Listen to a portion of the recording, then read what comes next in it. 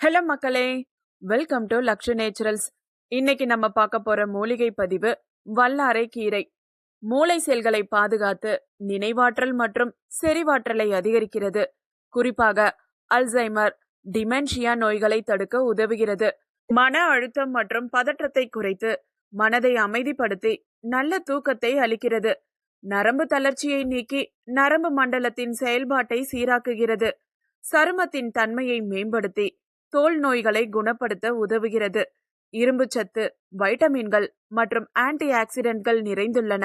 இது நோய் எதிர்ப்பு சக்தியை அதிகரிக்கிறது. வல்லாரை கீரையை துவையல், சட்னி, சூப் அல்லது பொடியாக செய்து உணவில் சேர்த்து கொள்ளலாம். குறிப்பு: தொடர்ந்து சாப்பிடுவதற்கு முன் ஏதேனும் ஆரோக்கிய நிலை இருந்தால் மருத்துவர் அல்லது ஆயுர்வேத நிபுணரை அணுகுவது நல்லது.